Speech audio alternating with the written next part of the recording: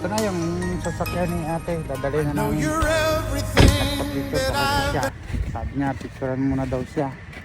Talas ano lang daw. Ito na, dadali na namin. Ayun si ate oh. Ayun yung kanyang sasakyan. Nagpa-picture pa kasi siya. Ayun yung bago. Ito na yung sa'yo.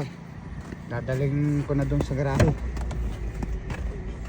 At ikaw na ang magmamayari nito. Ayan na yung mga dokumento ha. Saka yung langis yan.